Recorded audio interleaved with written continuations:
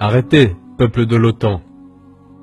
Vous bombardez un mur qui barre le chemin à la migration africaine vers l'Europe et le chemin des terroristes d'Al-Qaïda. Ce mur, c'était la Libye. Imbécile que vous êtes, vous le détruisez et vous brûlerez en enfer pour les milliers de migrants d'Afrique et pour avoir soutenu Al-Qaïda. C'est ainsi que ce sera, et je ne mens jamais. Et je ne mens pas maintenant non plus.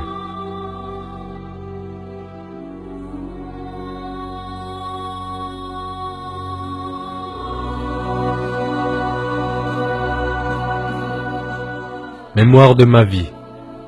Colonel Mouammar Kadhafi, chef de la Révolution, 5 avril 2011.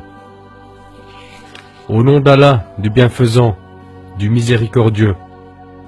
Pendant 40 ans, ou était-ce plus, je ne me souviens plus. J'ai tout fait pour donner aux gens des habitations, des hôpitaux, des écoles, et lorsqu'ils avaient faim, de la nourriture. Au Benghazi, j'ai même fait du désert une terre agricole. Je me suis imposé contre les attaques de ce cow-boy de Reagan, lorsqu'il a tué ma fille adoptive orpheline. Il avait essayé de me tuer. Au lieu de cela, il a tué cette pauvre enfant innocente. Ensuite, j'ai aidé mes frères et sœurs en Afrique avec de l'argent pour l'Union africaine. J'ai fait tout ce que je pouvais pour aider les gens à comprendre le concept d'une vraie démocratie, dans laquelle des commissions du peuple dirigent notre pays. Mais comme on me l'a fait comprendre, tout cela n'était pas assez. Même des personnes qui avaient des maisons avec 10 chambres, des costumes neufs et des meubles neufs, n'étaient jamais satisfaites. Égoïstes qu'ils étaient, ils voulaient toujours plus. Ils racontaient aux Américains et à d'autres visiteurs qu'ils avaient besoin de démocratie et de liberté, sans reconnaître qu'il s'agit là d'un système coupeur de tête, dans lequel le gros chien mange tous les autres. Mais ils étaient comme ensorcelés par ces paroles, sans voir qu'il n'y a pas de médecine gratuite en Amérique, pas d'hôpitaux gratuits, pas de maisons gratuites, pas d'éducation gratuite et pas de nourriture gratuite.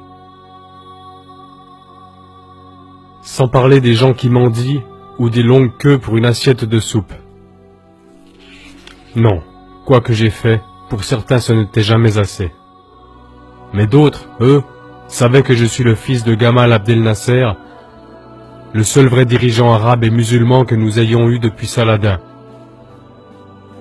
Lorsque j'ai revendiqué la Libye pour mon peuple, comme il a revendiqué le canal de Suez pour son peuple, c'était ces traces que je tentais de suivre pour protéger mon peuple de la domination coloniale, de voleurs qui nous voleraient. Je suis désormais soumis à l'attaque de la plus grande puissance de l'histoire militaire. Mon petit-fils africain Obama voudrait me tuer, pour enlever la liberté à notre pays, pour nous enlever nos habitations gratuites, notre médecine gratuite, notre éducation gratuite, notre nourriture gratuite, pour la remplacer par le vol selon le style américain, appelé capitalisme. Mais nous tous, dans le tiers-monde, nous savons ce que cela veut dire. Cela veut dire que les grands trusts dirigent le pays, dirigent le monde, et que les gens souffrent. C'est pourquoi il n'y a pas d'alternative pour moi. Je dois prendre ma place. Et si Allah le souhaite, je mourrai en suivant son chemin, le chemin qui a rendu notre pays riche en terres agricoles, ainsi qu'en nourriture et en bonne santé.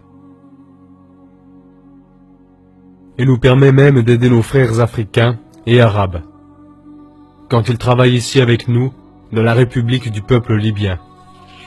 Il n'est pas de mon désir de mourir, mais si cela devait arriver, pour sauver ce pays, mon peuple, tous ces milliers qui sont mes enfants, alors qu'il en soit ainsi. Que ce testament soit ma voix adressée au monde, que je me suis levé contre les attaques des croisades de l'OTAN. Levé contre la brutalité, levé contre la trahison, levé contre l'Occident avec ses ambitions colonialistes. Et que je me suis tenu du côté de mes frères africains, du côté de mes frères arabes et musulmans, comme une colonne de lumière. Pendant que d'autres construisaient des palais, je vivais dans une maison toute simple et dans une tente. Jamais je n'ai oublié ma jeunesse à Sirte, je n'ai pas gaspillé de manière insensée la richesse de notre peuple, Et comme Saladin, notre dirigeant musulman, qui a sauvé Jérusalem pour l'islam, j'ai pris peu pour moi-même. En Occident, certains m'ont traité de fou ou d'insensé, mais ils connaissent la vérité et continuent néanmoins à mentir. Ils savent que notre pays est libre et indépendant, et non sous le joug des colonialistes. Que ma vision, mon chemin est compréhensible et l'a toujours été, et qu'elle est dans l'intérêt de mon peuple, et que je vais me battre jusqu'au dernier souffle pour nous garder libres. Puisse Allah le Tout-Puissant nous aider à rester croyants et libres. Colonel Mouammar Kadhafi, 5 avril 2011.